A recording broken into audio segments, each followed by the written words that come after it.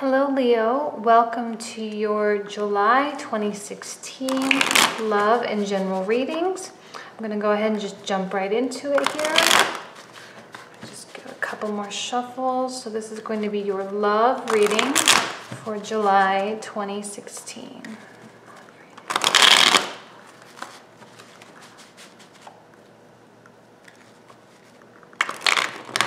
Oops, that was a terrible shuffle. One more and then we'll be done. Okay, there we go. Leo, love energies for July 2016.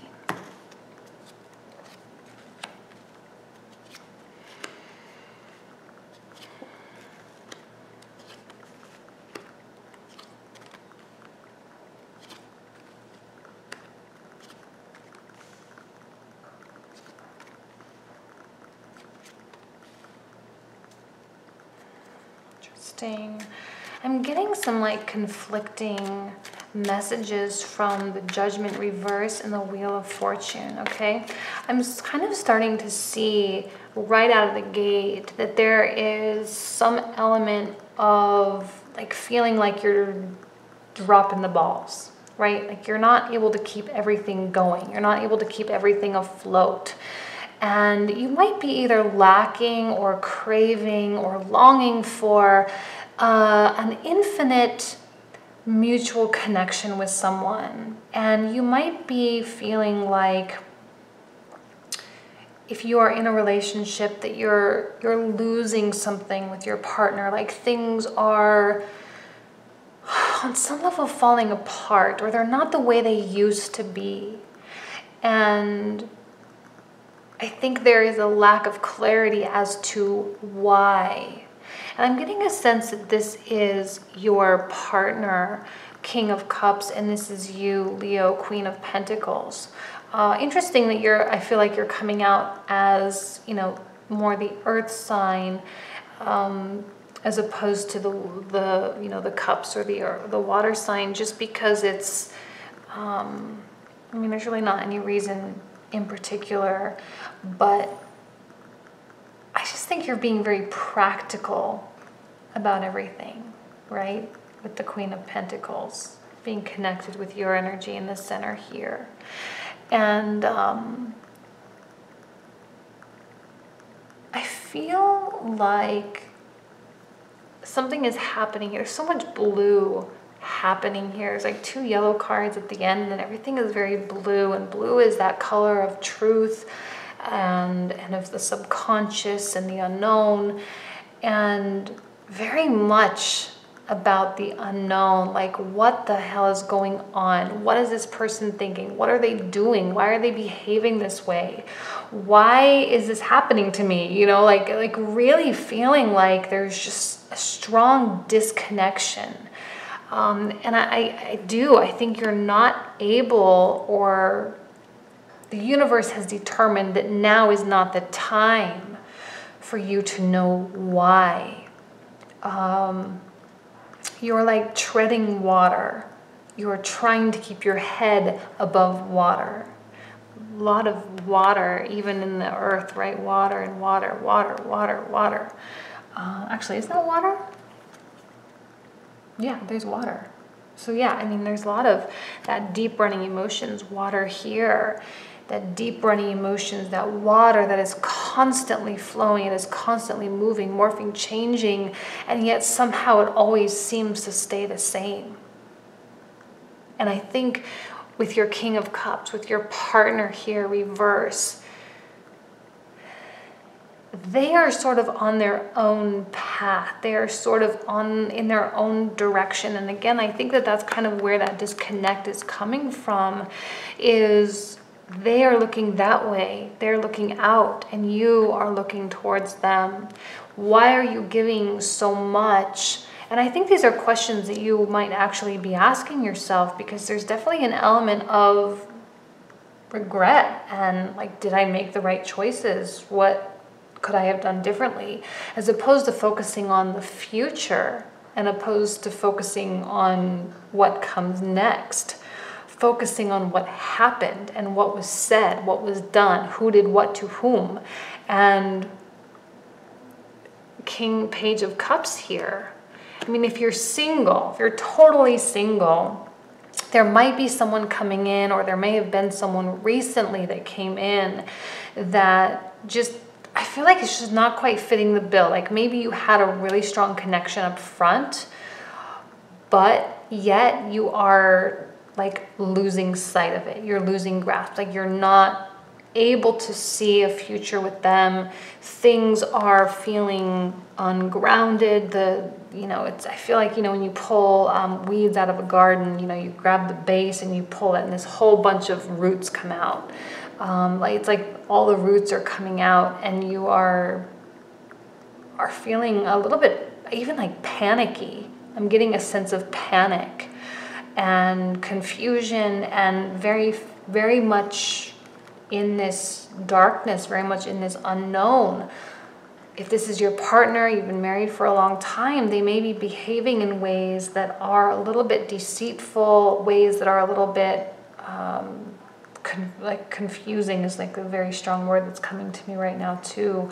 And with the page in reverse, I feel like there might even be some element of dishonesty happening here as well. It's very much it's like the undercurrent of the reading with all the blue, that deep, rich subconscious that we all have. And there's very, a lot of inklings and feelings and little nudges that the universe is sort of poking you, like a little Facebook poke, like, hey, pay attention, like listen to what I'm saying. And I feel like when I say deceitful, I don't necessarily mean that they're cheating on you or anything like that, but I just think that there might be some level of like withholding, keeping something from you. And I think that is causing a wedge between the two of you. And again, if you're single, it might be causing a wedge between you and the people that you're dating. You being in a very genuine place, you being in a very honest place and being very practical and, being a little bit more grounded. But yet there's this person in your life or people in your life, if you're not dating anyone specific, where there's just not anything really formulating. Like you're not able to really take hold. You're not feeling that connection with anybody. And again, questions like wondering why. But the good news is, okay, that was kind of a little bit of a more negative tone in the beginning. Just something to really be aware of, right? I mean, kind of watch your step, watch yourself, watch what you say, watch what you do, and keep a mindful eye on what this person is doing. I feel like there's a little bit of roaming happening here and a strong disconnection, okay? The Wheel of Fortune, though, is a promise that the universe constantly works. It's always working. It's always setting things up. It's always arranging everything. It's like always rearranging the furniture, always. It's always taking us from here and moving us here and taking them and moving them here. And, it's situating everything just so it's just perfect. It's just perfect, the way it's supposed to be. It's a promise that it's supposed to be this way.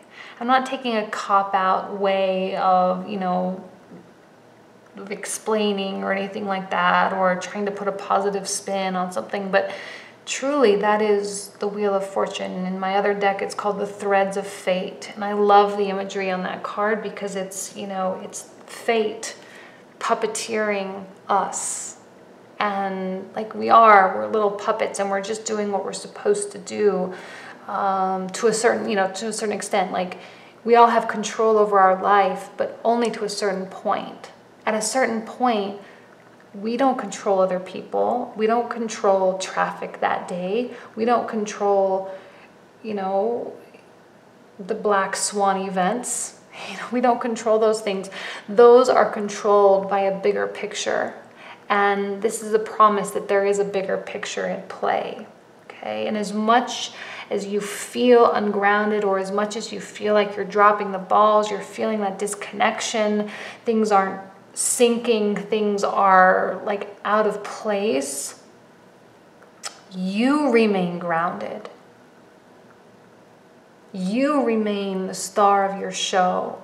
You remain focused, you remain cool and calm, and you handle it like a champion, right? Like a queen. A queen can take anything, right? Queens are very mature, and in my opinion, queens have a little bit more strength than kings, not from a sexist perspective, but just because I feel like they are more able to handle the emotional side of everything in addition to the action side. I mean, there's arguments both ways, but in my opinion, they are stronger. The emotional aspect of why you're feeling regretful or resentful, or why you're looking back, why you're feeling sad about things maybe that once were, that used to be, things that you could never have, that you never had. You are still remaining focused on your goal and what it is that you want in your life. You're not allowing, like I said, this undercurrent of whether it's dishonesty or betrayal on some level, or this lack of connection. You know, I think you continue to give to that person. I think you continue to be available to them should they want to reach out to you, and you remain calm, which is good. So let me go ahead and do the remaining cards.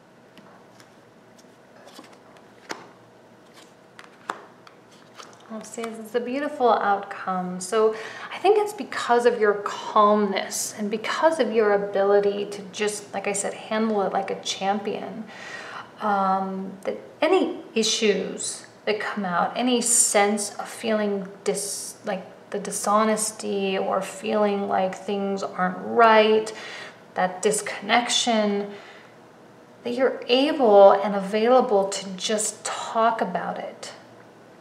Okay, and you might find that if there was some disingenuous person that came in, or that you thought was, like I said, not a good match, not the right person for you, they weren't quite offering what it is you thought you wanted, there might be some compatibility there.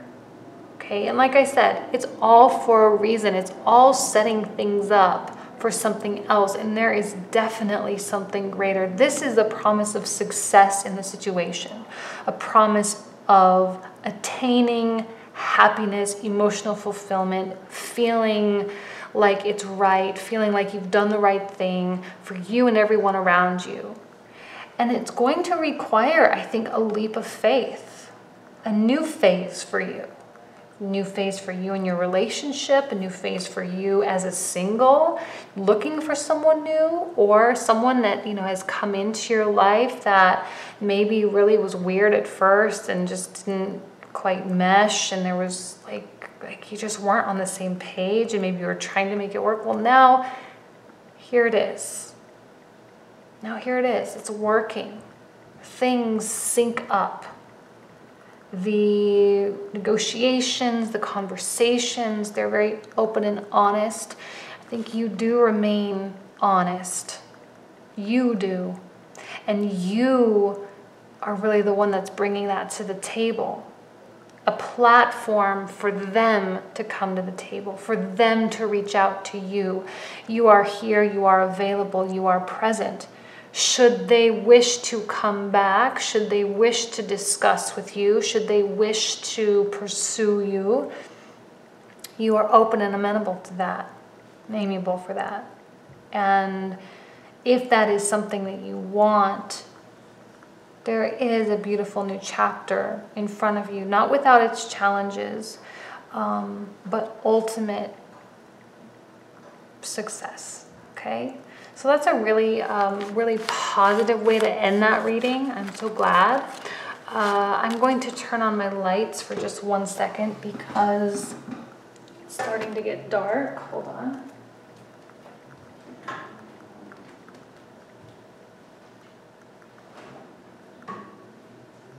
Hopefully that will help a little bit. Okay, Leo, let's go ahead and do your general reading.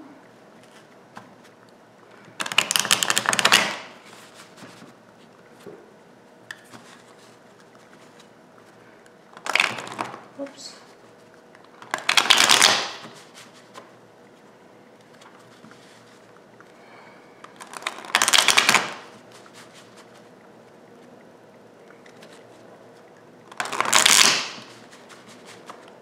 General reading for Leo, July 2016. Okay.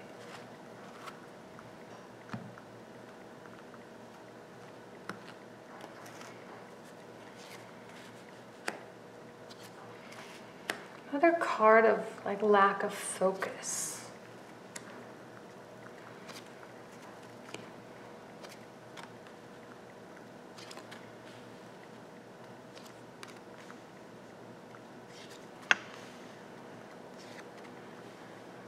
Okay, a lot of pentacles here. There may be something coming in terms of work or in terms of an opportunity of some sort.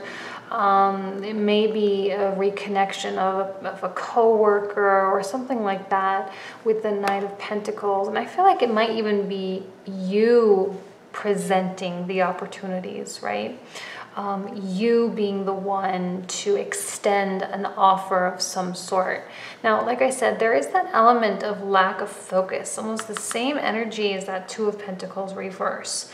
Not quite sure where you're going, not quite sure what you are doing, maybe a little bit in denial of some of the stuff that is going on around you.